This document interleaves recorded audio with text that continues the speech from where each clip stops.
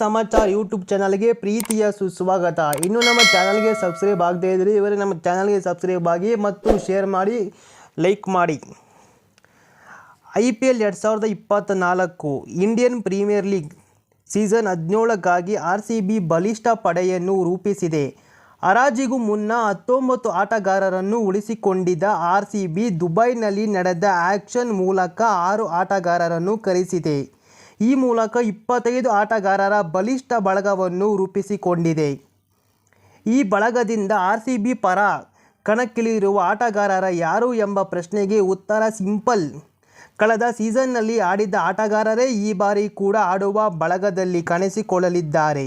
ಇಲ್ಲಿ ಟಾಪ್ 4ನಲ್ಲಿ ಯಾವುದೇ ಬದಲಾವಣೆ ಕಂಡುಬರುವುದಿಲ್ಲ ಎಂದೇ ಹೇಳಬಹುದು. ಅದರಂತೆ RCB ತಂಡದ ಸಂಭಾವ್ಯ ಪ್ಲೇಯಿಂಗ್ 11 ಈಗಿರಲಿದೆ ಎಂಬುದರ ಸಂಪೂರ್ಣ ಮಾಹಿತಿ ಈ ಕೆಳಗೆ ನೀಡಲಾಗಿದೆ.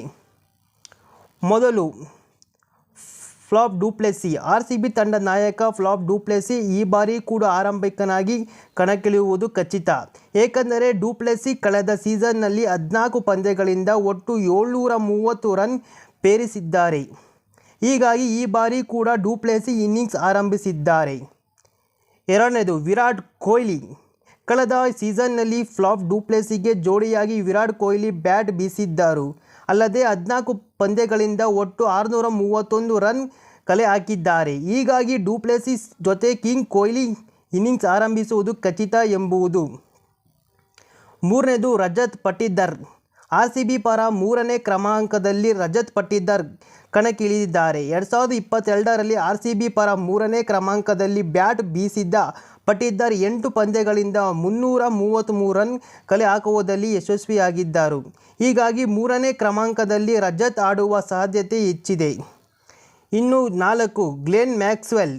RCB ತಂಡದ 4ನೇ ಕ್ರಮಾಂಕ ಗ್ಲೆನ್ ಮ್ಯಾಕ್ಸ್ವೆಲ್ ಸೀಮಿತ. ಕಳೆದ ಸೀಸನ್ನಲ್ಲಿ ಇದೇ ಕ್ರಮಾಂಕದಲ್ಲಿ ಬ್ಯಾಟ್ ಬೀಸಿದ್ದ ಮ್ಯಾಕ್ಸಿ ಒಟ್ಟು 400 ರನ್ ಕಲೆ ಹಾಕಿದ್ದಾರೆ. ಹೀಗಾಗಿ ಈ ಬಾರಿ ಕೂಡ ಅವರೇ 4ನೇ ಕ್ರಮಾಂಕದಲ್ಲಿ ಆಡಲಾಗಿದ್ದಾರೆ.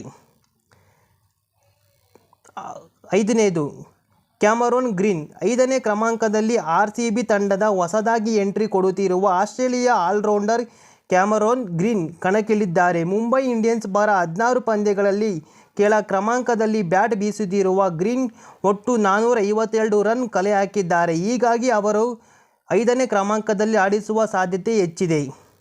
ಮತ್ತು 6ನೇದು ಮಹಿಪಾಲ್ ರೋಮಲ್. 6ನೇ ಕ್ರಮಾಂಕದಲ್ಲಿ ಎಡಗೈ ಸ್ಪಿನ್ ಆಲ್ರೌಂಡರ್ ಮಹಿಪಾಲ್ ರೋಮಲ್ಗೆ ಅವಕಾಶ ಸಿಗುವ ಸಾಧ್ಯತೆ ಇದೆ. ಏಕೆಂದರೆ ಮಹಿಪಾಲ್ ಕಳೆದ ಸೀಸನ್ನಲ್ಲಿ RCB ಪರ 12 ಪಂದ್ಯಗಳಲ್ಲಿ ಆಡಿದ್ದರು. ಹೀಗಾಗಿ ಈ ಬಾರಿ ಕೂಡ ಅವರನ್ನೇ ಆಡುವ ಬಳಗದಲ್ಲಿ ಬಳಸಿಕೊಳ್ಳಬಹುದು.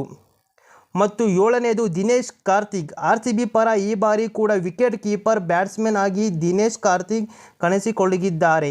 ಅಲ್ಲದೆ 7ನೇ ಕ್ರಮಾಂಕದಲ್ಲಿ ಫಿನಿಶರ್ ಪಾತ್ರವನ್ನು ನಿರ್ವಹಿಸಿದ್ದಾರೆ. ಮತ್ತು 8ನೇದು ಮೊಹಮ್ಮದ್ ಸಿರಾಜ್. RCB ತಂಡದ ಸ್ಟಾರ್ ಬೌಲರ್ ಮೊಹಮ್ಮದ್ ಸಿರಾಜ್ ಕಣಕ್ಕೆ ಇಳುವುದು ಖಚಿತ. ಏಕೆಂದರೆ ಕಳೆದ ಸೀಸನ್ನಲ್ಲಿ ಸಿರಾಜ್ 14 ಪಂದ್ಯಗಳಿಂದ 19 ವಿಕೆಟ್ ಕಬಳಿಸಿ ಮಿಂಚಿದ್ದರು. ಮತ್ತು 9ನೇ ವಿಜಯ್ ಕುಮಾರ್ ವೈಸಿಕ್.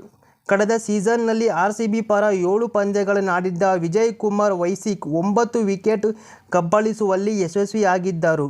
ಹೀಗಾಗಿ ಮೊದಲಾರ್ಧ ಪಂದ್ಯಗಳಲ್ಲಿ ಕರ್ನಾಟಕದ ವೇಗಿಗ ಅವಕಾಶ ಸಿಗುವ ಸಾಧ್ಯತೆ ಹೆಚ್ಚಾಗಿದೆ. ಮತ್ತು 10ನೇದು ರಿಸ್ ಟೋಪಿ. ಇಂಗ್ಲೆಂಡ್ ತಂಡದ ಪ್ರಮುಖ ವೇಗಿ ರಿಸ್ ಟೋಪ್ಲಿ ಕೂಡ ಈ ಬಾರಿ RCB ತಂಡದ ಪ್ಲೇಯಿಂಗ್ 11 ಭಾಗವಹಿಸಿದ್ದಾರೆ. ಏಕೆಂದರೆ ಟೋಪಿ ಅವರನ್ನು RCB ಕಳೆದ ಸೀಸನ್ನಲ್ಲಿ ಆರಂಭಿಕ ಪಂದ್ಯಗಳಲ್ಲಿ ಕಣಕ್ಕಿಳಿಸಿತು. ಆದರೆ ಗಾಯದ ಕಾರಣ ಅವರು ಅರ್ಧದಲ್ಲಿಯೇ ಟೂರ್ನಿಯಿಂದ ಹೊರ ನಡೆದಿದ್ದರು. ಹೀಗಾಗಿ ಈ ಬಾರಿ ಟೋಪ್ಲಿ ಆಡುವ ಬಳಗ ಭಾಗವಹಿಸುವುದರಲ್ಲಿ ಡೌಟೇ ಇಲ್ಲ ಎನ್ನಬಹುದು. ಮತ್ತು 11ನೇದು ಕರಣ್ ಶರ್ಮಾ. IPL 2023ರಲ್ಲಿ RCB ಪರ 7 ಪಂದ್ಯಗಳನ್ನಾಡಿದ್ದ ಸ್ಪಿನ್ನರ್ ಕರಣ್ ಶರ್ಮಾ ಒಟ್ಟು 10 ವಿಕೆಟ್ ಕಬಳಿಸಿದ್ದರು. ಹೀಗಾಗಿ ಈ ಬಾರಿ ಕೂಡ RCB ತಂಡ ಸ್ಪಿನ್ನರ್ ಆಯ್ಕೆಯಲ್ಲಿ ಕರಣ್ ಹೆಸರು ಮುಂಚೂಣಿಯಲ್ಲಿರುತ್ತದೆ. ರಾಯಲ್ ಚಾಲೆಂಜರ್ಸ್ ಬೆಂಗಳೂರು ತಂಡ flap du Plessis, Glenn Maxwell, Virat Kohli, Rajat Patidar, Anuj Rawat, Dinesh Karthik, Suyesh Prabhu Desai, will Jacks, Mahipal ರೋಮಲ್, Karan Sharma, Manoj ಬಾಂಗಡೆ, Mayank ಧಾಕರ್, Vijay Kumar Vaishakh, ಆಶಾದೀಪ್, Mohammed Siraj, Mohammed ರಿಸ್ಟೋಫಿ, Pragyan Kumar ಇನ್ನು ಮುಂತಾದ ಆಟಗಾರರು ಪ್ಲೇಯಿಂಗ್ 11ನಲ್ಲಿ ಭಾಗವಹಿಸಿದ್ದಾರೆ. ಇದು ಗೆಲುವು ಸಾಧ್ಯತೆ ಹೆಚ್ಚಾಗಿದೆ. ಬಲಿಷ್ಠ ತಂಡ RCB ಕೂಡ ಈ 2024ರಲ್ಲಿ ತುಂಬ ಮುಂದೆ ಹೋಗಿ ನಮ್ಮ ಈ ಸಲ ಕಪ್ಪು ಎಂಬ ಪದಕ್ಕೆ ಒಂದು ಅರ್ಥ ತುಂಬಲಿ, ನಮ್ಮ ಕರ್ನಾಟಕದ ಮನಸ್ಸಲ್ಲಿ ಬೆಂಗಳೂರಿನ ಬಹುಪಾಶ RCB ಅಭಿಮಾನಿಗಳಿಗೆ ಖುಷಿ ತುಂಬಲಿ ಈ ವರ್ಷ ಎಂದು ಈ ಯೂಟ್ಯೂಬ್ ಚಾನಲಿಂದ ಎಲ್ಲರಿಗೂ ಕೇಳಿಕೊಳ್ಳುತ್ತೇನೆ. ಈ ಚಾನಲ್ಗೆ ನೀವು ಸಬ್ಸ್ಕ್ರೈಬ್ ಆಗದಿದ್ದರೆ ಇವರೇ ಚಾನಲ್ಗೆ ಸಬ್ಸ್ಕ್ರೈಬ್ ಆಗಿ ಮತ್ತು ಶೇರ್ ಮಾಡಿ ಮತ್ತು ಲೈಕ್ ಮಾಡಿ. ಇನ್ನೊಂದು ವಿಡಿಯೋನಲ್ಲಿ ಸಿಗೋಣ. ಎಲ್ಲರಿಗೂ ನಮಸ್ಕಾರ.